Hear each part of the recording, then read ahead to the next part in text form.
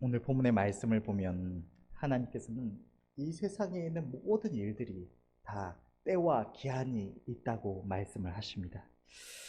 흔히 우리들의 살아가는 삶에 있어서도 흔히 부모님들이 어린 자녀들에게 많이 하는 말 중에 하나가 어린 아이들을 보고 지금 공부해야 된다. 지금 안 하면 나중에 고생한다. 나중에는 하려고 해도 할 수가 없다라고 말을 합니다. 아이들이 생각할 때는 앞으로 시간이 많이 있고 지금 좀 놀고 즐기고 친구들이랑 어울려서 시간을 많이 보내도 나중에 충분히 공부하려면 할 수 있을 것 같은데 부모님들이 이렇게 말을 하는 데는 다 이유가 있습니다. 어렸을 때는 시간이 충분히 있고 또 얼마든지 하려고만 하면 할 수 있을 것 같지만 조금씩 자라나고 성인이 되면 그동안에는 부모가 지켜주고 책임져주고 있어서 아무 생각도 하지 않아도 됐던, 그들이 감당하지 않아도 됐던 여러 가지 문제들, 생활의 필요들을 스스로 책임져야 되는 때가 옵니다. 그렇기 때문에 이전처럼 마음 놓고 자신들의 미래를 위해서 준비하거나 공부하는 것이 쉽지 않은 때가 되는 것입니다. 이처럼 우리가 인생을 살아가는 동안 우리는 무엇이든지 아무 때나 할 수 있을 것 같다고 생각을 하지만, 우리가 생각만 하면, 하려고만 하면 할 수 있다고 생각을 하기도 하지만, 어떤 일들은 그 때를 놓치면 할 수 없는 일도 있고 또는 해서는 안 되는 일들도 있습니다. 사람들이 어떤 투자를 하거나 어떤 사업을 하는 데 있어서도 어떤 산업의 분야에 뛰어들어야 될 때가 있고 더 이상은 그곳에 더 이상 뛰어들면 안 되고 이제는 다 정리하고 빠져나와야 될 때가 있는 것처럼 우리의 삶에도 이러한 때가 있는 것입니다. 우리들의 인생에 있어서 지혜로운 삶이라는 것은 이 때를 잘 분별하면서 때에 맞는 행위를 하는 것이라고 할 수 있을 것입니다. 사람들은 평생을 살아가는 동안 나름대로 때와 시기를 분별하면서 살아가고자 합니다. 여기는 다양한 기준들이 있는데 어떤 경우에는 우리들의 육신의 나이가 될 수도 있겠고 또 내가 가진 재능이나 재물 또 기타 여러 가지 조건들, 우리가 속한 환경이나 상황과 같이 여러 가지 기준을 가지고 지금 내가 무엇을 해야 될 것인지, 지금 내가 할 수 있는 일인지 해서는 안 되는 일인지 이런 때를 분별하고자 합니다. 그런데 우리 주의 백성들, 나아가서 모든 인생들이 이 때와 시기를 지혜롭게 분별함에 있어서 이 우리의 삶에 있어서 이 세상적인 모든 것보다 더 중요한 것은 만물을 창조하시고 주관하시는 우리 하나님의 뜻이 어디에 있는가 하는 것일 것입니다. 먼저는 지금 우리 앞에 닥친 일들 속에서 하나님이 기뻐하시는 길이 무엇인가를 분별해 나가는 것이 필요할 것입니다. 한 예로 하나님께서 온 교회의 뜻을 주셔서 우리가 전심을 다해서 어떤 주의 성전을 건축하거나 선교를 하거나 전도를 하거나 이런 무언가에 전심할 뜻을 주셨는데 내가 나름대로 생각이 있다고 하나님께서 무언가의 뜻을 주시는데 그것을 떠나서 내 나름대로 좋은 일을 해보겠다고 한다고 해서 그것이 하나님께서 거기에 형통함을 주시고 아름다움을 맺기가 어려운 것입니다. 더 나아가서 우리가 살아가는 이 시대를 향해서 하나님께서 무엇을 말씀하시고 우리 앞에 어떤 일들이 예정되어 있는가를 살피는 것도 우리가 하나님 앞에서 선한 일을 위해서 온전히 예비되고 또 귀한 일꾼으로 쓰임받기 위해서는 반드시 필요할 것입니다. 하나님께서는 하나님이 창조하신 이 온 우주를 다스리심에 있어서 어떤 일들, 하나님은 시간의 제약을 받는 분이 아니시기 때문에 우리의 기준으로 보자면 우리의 삶에 어떤 일들이 닥쳤을 때 하나님께서 그때 주먹구구식으로 그때 생각하고 판단하셔서 무언가를 행하시는 것이 아닙니다. 하나님께서는 이 온 우주를 창조하시기 이전에 만세전에 작정하신 이 계획이 있으신데 그 계획대로 모든 것을 정확한 때와 기한에 이르러 이루어 가십니다. 이것을 하나님의 작정이라고 합니다. 우리는 성경을 통해서 하나님께서 때를 정하시고 그 때에 맞춰서 모든 것을 이루어 가시는 것을 볼 수가 있습니다. 우리가 알다시피 믿음의 조상 아브라함에게 하나님께서는 약속의 땅 가나안 땅을 그와 그의 자손들에게 주리라고 말씀을 하셨지만 그 약속을 주셨을 때에 바로 그 땅을 하나님의 초월적인 능력으로 차지하게 하셨던 것은 아니었습니다. 아브라함의 후손된 이삭과 야곱으로 하여금 그 가나안 땅의 일부에서 거하게 하시다가도 이 선하신 계획과 뜻 가운데 정확한 시기에 이르러서 하나님께서 미리 한 사람을 애굽에 보내셔서 하나님이 정하신 때를 위하여 예비하게 하시고, 그리고 정확하게 그 때가 이르렀을 때 야곱의 가족들을 애굽으로 인도하여 내려가시는 것을 우리는 성경을 통해서 볼 수가 있습니다. 이스라엘 백성들이 애굽에 이른 후에도 하나님께서는 이스라엘 백성들이 그 애굽의 비옥한 환경 속에서, 안전한 환경 속에서, 이 강대국의 보호 속에서 그 민족이 번성하기까지 그 시간을 그곳에 가만히 내버려 두십니다. 또한 이 하나님께서 그들에게 주신다고 약속하셨던 가나안 땅에 살고 있던 족속들이 하나님께서 그들을 다 멸하시고 쫓아내시기에 합당하도록 그들의 죄악이 관영하기까지 그들을 내버려 두십니다. 이스라엘 백성들이 그 애굽에서 번성하기 시작하고 애굽인들이 그것을 인해서 위협을 느끼고 그들을 압제하기 시작했습니다. 그 가운데 하나님께서는 모세라는 한 인물을 두셨는데, 이 모세가 애굽의 하나님의 은혜로 애굽에서 이집트의 왕자로 자라나게 됐습니다. 그가 40세가 되었을 때 그는 자기 민족이 이 이집트의 백성들 밑에서 고통받는 모습을 보면서 이집트의 백성들을, 이스라엘 백성들을 그곳에서 건져내고자 하는 큰 꿈을 품었습니다.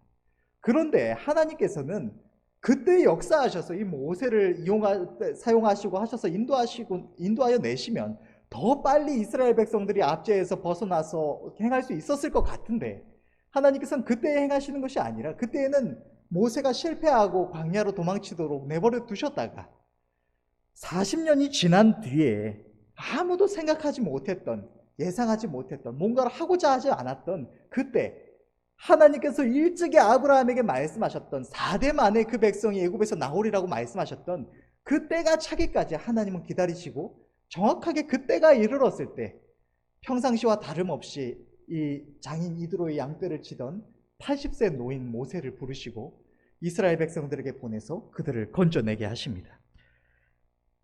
이처럼 하나님께서는 때를 두고 행하시는 것을 분명하게 우리가 이 출애굽 사건 이후에서도 계속해서 볼 수가 있는데, 신약 성경에 이르러서도 우리 주님의 사역에 있어서도 주님은 끊임없이 내 때가 이르지 아니하였다, 혹은 내 때가 이르렀다, 이런 표현을 통해서 하나님께서 이 주님을 통해서 이루시고자 하신 이 구원의 사역, 공생애의 사역에 있어서도 하나님의 정하신 때와 기한이 다 있었음을 분명하게 나타내고 있습니다.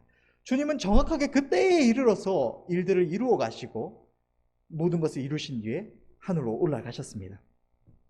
하나님께서 이 정하신 때를 따라서 어떤 일들을 행하시는 것은 신구약 성경 전체를 통해서 기록되어 있지만, 성경이 기록된 시기 이후로도 여전히 하나님께서는 인류 역사 전체에 대해서 또 우리의 구원과 하나님의 나라를 위한 모든 것을 계획하신 그대로, 성경에 기록하신 대로 그 때와 시기에 이르러서 다 정확하게 한치의 오차도 없이 이루어 가시는 것입니다.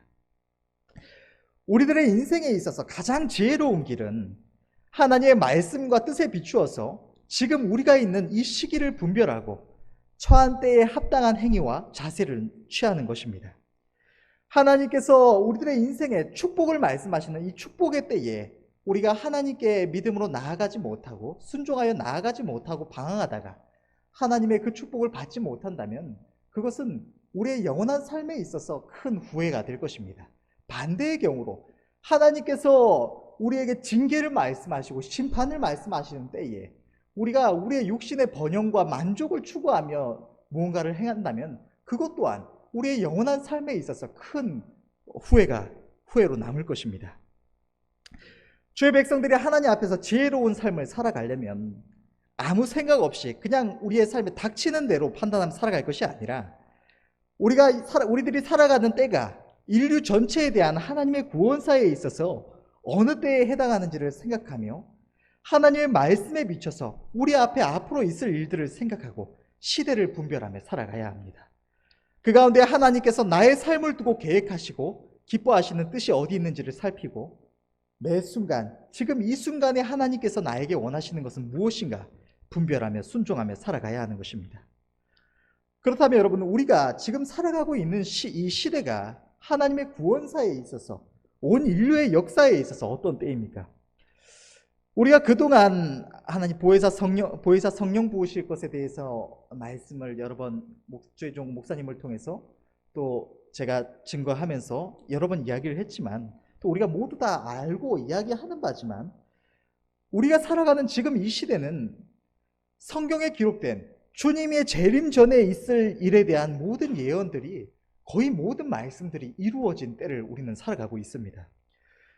주님의 재림의 징조로 말씀하신 일들, 처처의 기근과 지진과 연병이 있을 것이고, 전쟁과 주의 백성들에 대한 핍박과 하늘의 권능들이 흔들릴 것이라는 이런 일들이 하나님을 믿지 않는, 그냥 이 세상을 살아가는 많은 사람들을 통해서도 보여지고 구체화되면서 나타나는 시대가 지금 우리가 살아가고 있는 시대입니다.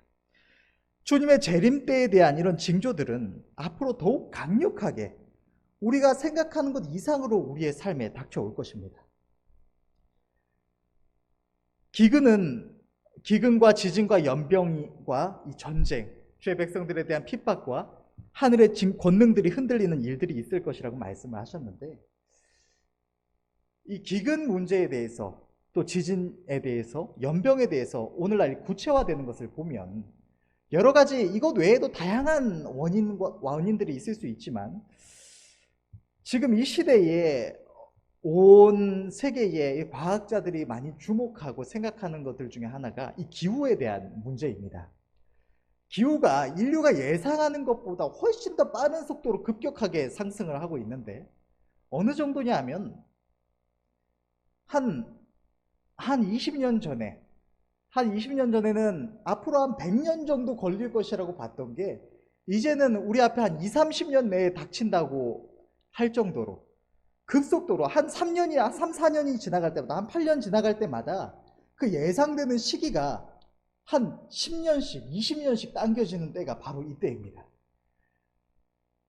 UN 이 기후 보고서를 보면 인류가 더 이상 살아갈 수 없는 이런 기상 환경이 될 때까지, 우리가 산업혁명 때를 기준으로 해서 한 2도 정도가 기온이 상승하면 더 이상 사람이 살만한 환경이 안 되는 그런 극악한 기후 환경이 될 것이라고 말을 하고 있습니다. 우리가 지금도 이렇게 뉴스에서 보는 것처럼 어떤 숲에 갑자기 불이 붙어서 우리나라 면적만한 숲이 타버린다거나, 혹은 어느 나라에서는 며칠 동안 쉬지 않고 번개가 친다거나, 항상 다 모든 것이 얼어있던 러시아 이런 극히 추운 지방에서 이상기온 현상이 일어나서 40몇 도까지 기온이 치솟거나, 혹은 항상 따뜻해야 되는 지역에 모든 것이 얼어붙거나, 이런 기상이변, 극악한 기상현상들이 허리케인이나 홍수나 기근이나 이런 일들이 지금으로, 그러니까 산업혁명 이전으로 기온이 2도가 상승하면 그런 것들이 우리 주변에서 그냥 내일 아침에는 비가 올 예정입니다, 이렇게 기후일기예보 하는 것처럼 우리 일상 속에서 끊임없이 일어나는 상황이 된다고 합니다. 그러면 그렇게 지진이 일어나고 홍수가 나고 기근이 일어나고 허리케인이 몰아치는 상황이라면, 사실 이런 우리가 지금 보는 이런 모든 건물이고 뭐고 이런 것들이 제대로 서 있을 수가 없는 그런 상황이 될 것입니다. 그렇다면 지금 우리가 살아가고 있는 이런 모든 시스템들도 거의 다 파괴되고, 겨우겨우 각자가 살아남기 위해서 삶을 어떻게든 구해 나가야 되는, 각자 도생해야 되는 그런 심각한 상황에 처할 수가 있는 것입니다. 인류가 살아가는 데 있어서 필요한 이런 식량에 대한 문제들도, 제가 요번에 이 말씀을 준비하고 최근에 또 관심이 있어서 이렇게 보다 보니까, 지금 우리가 살아가는 데 있어서 우리는 지금 많이 풍요로운 시대를 살아가고 있지 않습니까, 우리나라가. 그런데 우린 이 전 세계적으로 인구가 급속도로 늘어나서 지금 70억에 이르렀는데, 인류가 먹고 살기 위해서 이 작물을 재배하고 하는 농토는 수십 년 전에 비해서 거의 변화가 없다고 합니다.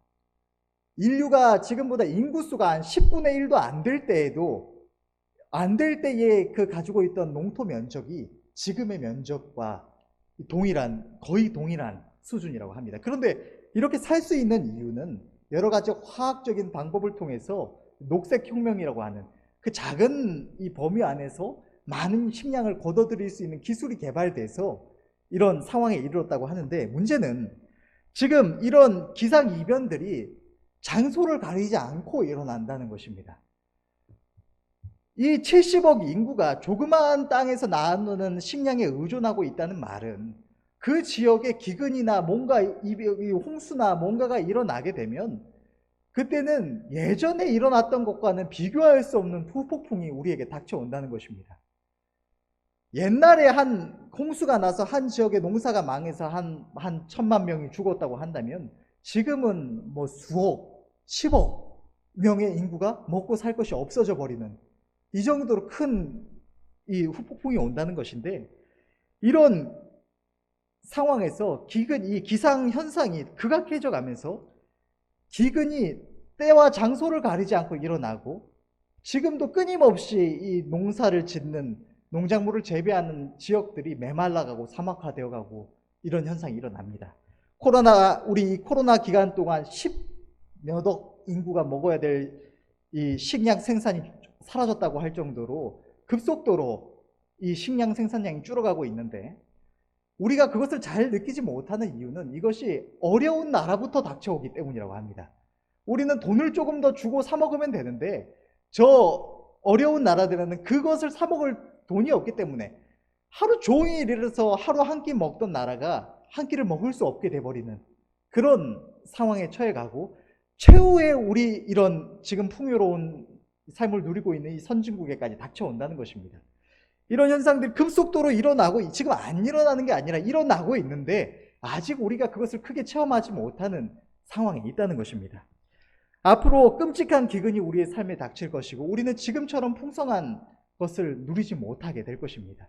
우리 또한 지금 저 어려운 나라들의 삶처럼 하루 한 끼 먹는 것을 위해서 애쓰고 수고해야 되는 때가 올 것입니다. 지진이 있을 것이고 연병이 있을 것이라고 말씀하시는데, 코로나 사태로 이것이 연병이라고도 생각할 수 있지만, 기후 이상으로 인해서 지금까지 인류 역사상 없었던 온갖 바이러스와 전염병들이 이 극지에서 퍼져나오고 있는 상황이라고 합니다. 거기다가 지금 기온이 상승하면서 인간의 몸에 있는 모든 여러 가지 그동안 해가 없었던 박테리아들도 얼마든지 인간에게 치명적인 병균으로 변질될 수 있는 상황이라고 하는 것입니다. 하나님께서는 이렇게 모든 것들을 말씀하시면서 이것이 심각해져서 사람들이 이것을 보며 두려워 떨 것이라고 말씀하십니다. 그것이 지금 우리 앞에 예정되어 있는 상황들인 것입니다. 인류의 조상 아담 때로부터 시작된 인류의 역사가 완전히 마무리되는데, 하나님께서 창조하신 모든 자연의 질서가 하나씩 붕괴하기 시작해서 이 땅이 더 이상 사람이 살 수 없는 장소로, 영원한 형벌을 위한 장소로 변화되기 시작하는 때가 우리가 살아가고 있는 이 때인 것입니다. 그러면 우리 앞에는 어떤 일들이 남아 있는 것일까요? 주님의 재림까지 우리가 무엇이 남아 있을까요? 하나님께서는 일찍이 다닌 목사님을 통해서 우리 교회에 나타내 주시기를, 하나님께서 마지막 때에 우리에게 보혜사 성령을 부으시고 이 대한민국의 복음화를 위해서 사용할 것을 말씀을 하셨습니다.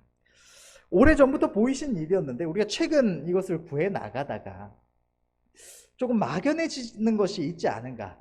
모두가 그런 것은 아니지만 막연하게 느끼는 분들도 있는 것 같습니다. 그런데 그것은 우리가 처음에 이것을 구하기 시작하면서 이 사도행전의 말씀들을 전하고 그 가운데서 우리 사도행전에 그대로 반복이 된다면 한 10일 안에 성령이 임하실 것이다라고 기대를 하다가 우리가 그냥 생각했을 뿐인데, 하나님께서 그렇게 말씀하신 것도 아니고 약속을 그렇게 하셨던 것도 아닌데, 우리가 괜히 그것을 바라보다가 그 시간이 넘어가니까 마치 뭔가 정해진 시간이 있다가 그게 아예 없어져 버린 것처럼, 주님은 원래 애초에 우리에게 이제 시간이 오래지 않아서 성령을 부으실 것을 말씀하셨을 뿐 우리에게 때와 기한을 말씀해 주신 것이 아니었는데, 우리가 괜히 시간을 생각하고 기대를 하다가 그 기대가 충족되지 않으니까 막연해져 버리는 것이 있는 것 같습니다. 그러나 이것은 우리의 생각이었을 뿐입니다. 주님의 뜻은 아무것도 변한 것이 없습니다. 주님은 우리에게 여전히 성령을 부으실 것을 나타내 주시고 이것을 위해 기도할 것을 말씀하시고 머지않아서 곧 우리에게 성령을 부어주실 것을 약속하시는 것입니다. 이것이 그냥 우리의 생각이 아닌 것은 주님께서 일찍이 약속을 하셨을 뿐더러 더 이상 우리의 삶, 우리 앞에 더 많은 시간을 두고 기다릴 수 있는 환경이 이제는 아닙니다.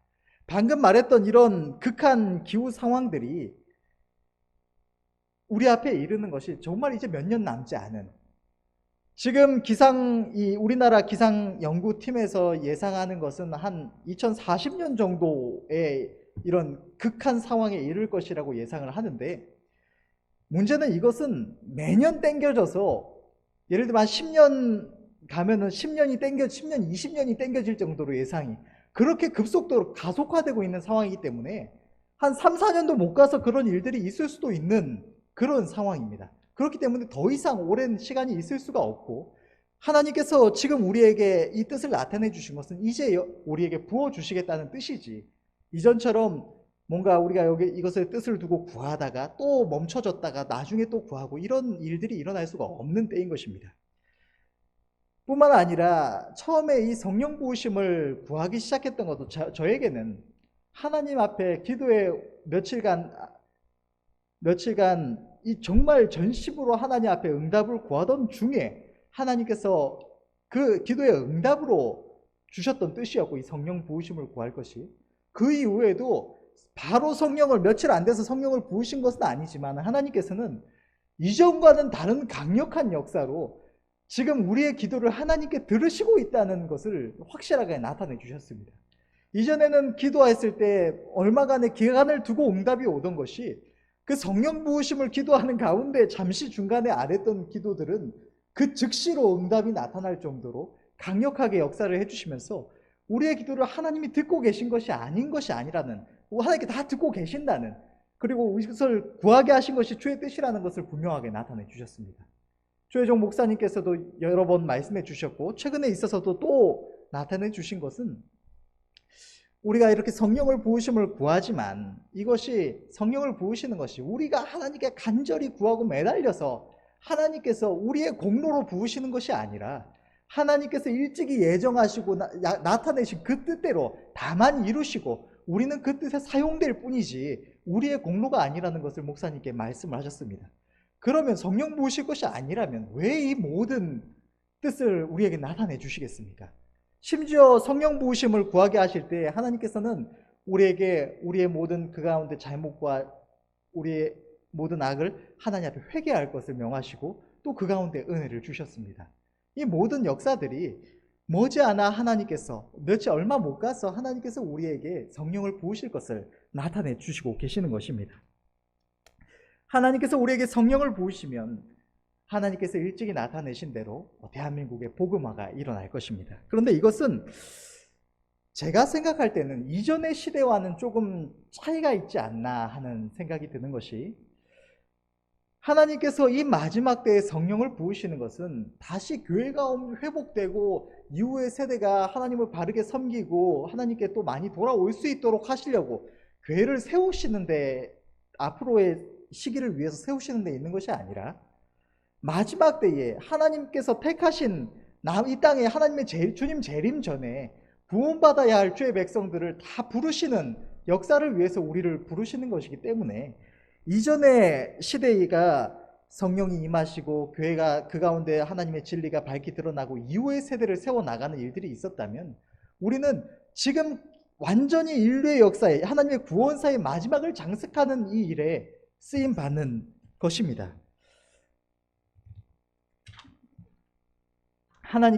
주님께서 인자가 올 때 세상에서 믿음을 보겠느냐고 말씀하신 대로 하나님께서 우리에게 성령을 부으시면 우리 이 대한민국만이 아니라 이 나라에서 시작돼서 온 세계로 퍼져나가든지 또는 세상의 곳곳에 하나님께서 예비하신 이들이 있든지, 목사님께서 오래전에 목사님께 말씀하셨던 것처럼 대한민국의 복음화를 위해 예비하시는 몇몇 이들이 있다고 말씀하셨던 것처럼 그런 이들을 통해서 역사하실지는 모르겠지만 이 세상에 있는 이 온 나라 가운데 있는 구원받아야 할 주의 백성들이 다 구원받는 그런 큰 역사가 일어날 것입니다.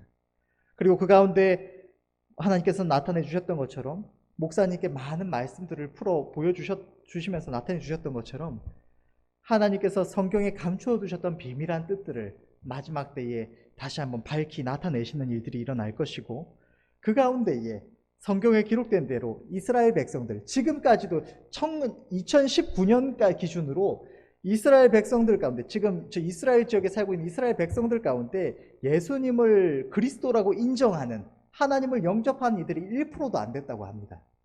그런데 지금 현재에 일어나고 있는 일들을 보면 이게 하나님께서 마지막 때에 행하시는 일들과 연결이 될지는 모르겠지만, 지금 제가 신학교 다닐 때부터 시작해서 백투 예루살렘 운동이다, 알리아 운동이다 이래서 온 세계에 퍼져 있던 1400만이 되는 유대인들이 있다고 하는데, 그들이 끊임없이 이스라엘로 돌아가는 그런 현상들이 일어나고 있다고 합니다. 한국 교회 중에서도 여기에 힘쓰는 이들이 많이 있다고 하는데, 물론 완전히 그게 뭐 하나님의 역사다라고 하기에는 여기에는 이상한 사상을 가지고 하시는 분들도 많이 있는 것 같습니다. 그런데 지금까지 멀쩡히 전 세계에 퍼져 있던 유대인들이 지금 이제 이 하나님께서 이 마지막 일들을 이루실 것이 보여지는 이때에 이스라엘 땅으로 모여드는 것에는 하나님께서 역사하시는 그 손길이 있지 않을까 하는 생각도 조금 듭니다.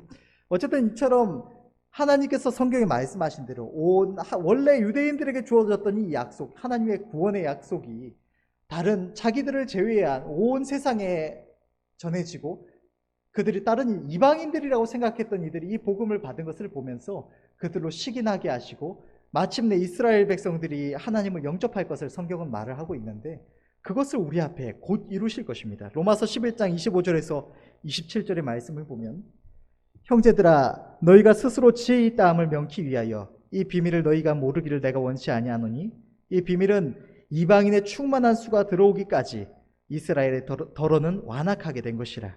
그리하여 온 이스라엘이 구원을 얻으리라. 기록된 바 구원자가 시온에서 오사 야곱에게서 경건치 않은 것을 돌이키시겠고, 저희 죄를 없이 하실 때에 저희에게 이루어질 내 언약이 이것이라 함과 같으니라.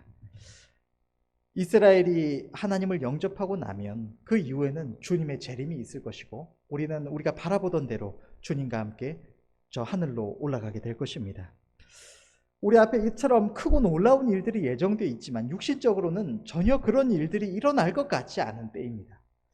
우리의 신앙생활에 있어서도 뭔가 지금 우리가 이 성령 부으심을 구하고 하는 가운데 이 감화와 감동이 점점 충만하고 뭔가 은혜의 역사들이 나타나고 이러면 우리가 끊임없이 기대하고 막 벅차서 기다릴 텐데, 그렇지 않은 것들을 봅니다. 그런데 성경에 하나님께서 역사하신 일들을 보면 대부분의 일들이 대다수의 당사자들에게 있어서 전혀 예상치 못했고 알지 못했던 일들이라는 사실을 볼 수가 있습니다. 사람들은 하나님의 행하심을 보지 못하지만 하나님은 창세로부터 지금까지 단 한 번도 쉬시거나 계획을 바꾸시는 법이 없이 모든 일을 철저히 이루어 가시고 계시는 것입니다. 출애굽 사건 당시에도 4대 만에 돌아올 것을 하나님은 말씀하셨지만, 출애굽 사건이 이루어지기 직전까지도 이스라엘 백성들이 자기들이 애굽의 압제에서 벗어날 줄은 전혀 생각조차 못했을 것입니다. 모세 또한 그 오래전에 이스라엘 백성들을 건져낼 뜻을 품었지만 도망치고 나서 광야에서 그 오랜 시간을 보내면서 지금 하나님께서 그를 보내서 건져내게 하실 것이라고는 생각도 못하고 있었을 것입니다. 다만 그것을 위해 간절히 하나님 앞에 기도하며 애타하던 중에 예상치 못했던 어느 날, 평상시와 같았던 어느 날에 하나님께서 떨기나무 불꽃 가운데 모세를 부르시고 그 역사를 이루어 주셨던 것입니다. 바벨론 포로귀환 사건에도 하나님은 일찍이 예레미야 선지자를 통해서 70년을 말씀하셨지만, 바벨론에 살아가던 이스라엘 백성들이 다 70년이 지나가면 돌아갈 것을 예상하고 있었던 것은 아닐 것입니다. 그들의 입장에서는 평상시와 다를 바 없던, 생각지도 못한 어느 날 왕의 명령이 내려오고 하나님의 말씀이 이루어져서 그들은 돌아가게 된 것입니다. 그리스도를 보내실 것도, 이 구약 성경이 기록된 이후에 신약 성경의 사건들이 이루어지기까지, 예수님이 이 땅에 오시기까지 400년의 공백 기간이 있었습니다. 그렇기 때문에 이스라엘 백성들이 선지자들의 말씀이 있었지만 그때에 예수님께서 오실 것이라고는 생각지도 못했을 것입니다. 이처럼 이스라엘의 회복 또한 하나님께서는 이방인의 때가 차기까지 예루살렘이 이방인에게 짓밟힐 것이라고 말씀하시고 약 2000년 동안 이스라엘이 짓밟혔는데, 1948년에 이스라엘이 회복되기 직전까지도 교회 안에서는 의견이 나뉘어서 이 이스라엘이 예루살렘이 짓밟힐 것이라는 말씀, 이스라엘의 회복에 대한 말씀이 영적 이스라엘을 말을 하는 것이다. 이스라엘의 민족은 옛날에 사라졌다라고 생각하는 이들이 수없이 많이 있었고 주류를 이루었다고 합니다. 그러나 그들의 예상과는 다르게 생각지도 못했던 것처럼 하나님께서는 그 말씀대로 1948년이 이르렀을 때 이스라엘을 회복시킨 것을 우리는 볼 수가 있습니다. 우리 앞에 보이실 성령을 부으실 일도 우리가 육신적으로 그것이 와닿든 와닿지 않든 반드시 이루실 하나님의 계획 가운데 있는 일입니다. 그것도 오늘 일일지 내일일지 알 수 없는 임박한 때에 하나님께서는 그것을 부으실 것을 창세전부터 계획하시고 계시는 것이라는 것입니다. 그렇다면 우리는 이때에 무엇을 힘쓰며 어떤 자세로 하나님의 역사하심을 믿고 바라보아야 할까요? 저는 이 성령 부으심을 구하다가 이 10일 굉장히 저도 많이 기대를 하고 매일같이 꿈도 이 성령이 임하시는 꿈을 계속해서 꿀 정도로 굉장히 벅차하면서 막 가슴 벅찬 소망과 기대 가운데 기다리다가 10일 됐는데 안 임하시기를 굉장히 좀 실망스러운 것도 있었지만, 그런데 하나님의 약속은 변함이 없다라는 것을 바라보면서 기도를 하고 있습니다. 그런데 조금 막연해져서 제 자신이 좀 풀어지는 것을 많이 느낄 수가 있었습니다. 이전에 10일 바라볼 때는 이제 하나님 역사하실 것이다 이래서 정말 온갖 오락거리와 이런 모든 것들을 다 멀리하고 하나님 앞에 말씀 보고 기도하기만 하면서 하루하루 이렇게 막 소망 가운데 기다리고 있었는데, 딱 10일이 지나가면서 곧 임하시긴 할 건데 언제 임하실지는 모르겠다 이렇게 되니까 풀어져서 영화도 보고 좀 같이 동생들 불러서 영화도 보고 막 이렇게 좀 즐길 거리를 찾아 나서게 되는 이런 현상들이 일어나는 것을 보면서, 하나님의 약속을 믿는다면 분명히 이루실 것인데 우리가 믿는다면 그럼 우리는 무엇을 해야 하는가? 우리가 복음을 전하고 하나님이 보이시는 모든 일들을 이루시는 데는 성령이 임하셔야 되는데, 그러면 우리는 성령이 임하셔야 할 수 있으니까 그냥 그럼 우리는 가만히 그냥 기다리면서 좀 허야봐야 시간 보내면서 그냥 기도만 하고 있으면 되겠다 하고 있으면 되는 것인가? 아니면 하나님께서 우리에게 원하시는 것이 있는가? 이것을 조금 생각해 보았습니다. 그런데 하나님께서 우리에게 원하시는 믿음에 대해서 보면, 하나님은 우리의 믿음이 우리가 입으로 믿습니다 하거나 우리의 생각으로 우리는 믿는다 하는 이 생각이나 말이 우리의 믿음이라고 하시는 것이 아니라, 우리의 믿음에는 거기에 합당한 행위가 따라와야 된다고 말씀을 하십니다. 행위 없는 믿음은 죽은 믿음이라고 말씀을 하시는 것입니다.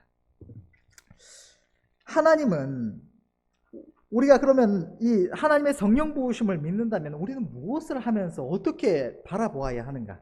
구약 성경을 통해서 하나님께서 만군의 여호와, 전쟁에 능하신 하나님이심을 보여주십니다. 이것은 육신의 전쟁만이 아니라 우리의 이 영적 전쟁, 마귀의 권세와 싸우는 이 전쟁에 있어서도 이 승패가 우리의 손에 있는 것이 아니라 하나님의 손에 있다는 것을 보여주는 것입니다. 그런데 하나님께서는 이스라엘 백성들을 인도하셔서 전쟁에 임하게 하심에 있어서 그들에게 가만히 있어서 하나님의 역사하심을 기다리라고만 하셨던 것이 아닙니다. 하나님께서는 전쟁에 임하기에 앞서서 이스라엘 백성들에게 성결을 요구하셨습니다. 모든 죄 백성들에게 언제나 하나님의 백성으로 거룩하게 구별되고 성결하게 행할 것을 요구하셨지만, 특별히 그들에게 더욱 부정한 것과 하나님이 기뻐하시지 않는 악을 멀리하고 하나님 앞에 거룩하게 자신을 구별할 것을 요구하셨던 것은 이 전쟁 때에 그런 일들이 있었고, 그 외에도 하나님의 놀라운 역사가 일어날 때에는 하나님께서는 죄 백성들에게 특별히 자신을 구별하고 우리의 행위를 돌아보고 자신을 거룩하게 성결하게 구별할 것을 요구하셨습니다. 신명기 23장 9절에서 14절의 말씀을 보면, 네가 배적을 치러 출진할 때에 모든 악한 일을 스스로 삼갈지니 너희 중에 누가 밤에 몽설함으로 부정하거든 진 밖으로 나가고 진 안에 들어오지 아니하다가 해질 때에 목욕하고 해진 후에 진에 들어올 것이요, 너희의 진 밖에 변소를 베풀고 그리로 나가되 너희의 기구에 작은 삽을 더하여 밖에 나가서 대변을 통할 때에 그것으로 땅을 팔 것이요 몸을 돌이켜 그 배설물을 덮을지니 이는 네 하나님 여호와께서 너를 구원하시고 적군을 내게 붙이시려고 네 진 중에 행하심이라. 그러므로 내 진을 거룩히 하라.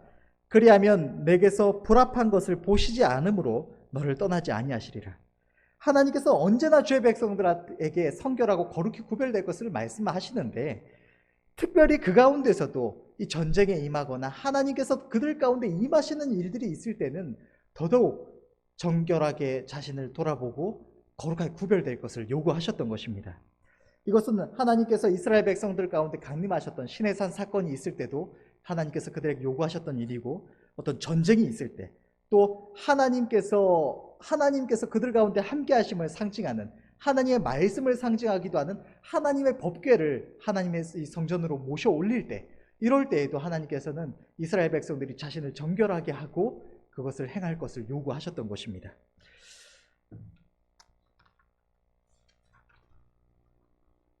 하나님께서는 이번에 성령 부으실 것을 우리에게 말씀하시면서도 죄종을 통해서 나타내시고 우리에게 행하도록 하셨던 것이 한 가지 있었는데, 그것은 우리 모두의 죄를 회개하고 악한 것을 우리 가운데서 제하여야 한다고 하셨던 것이었습니다.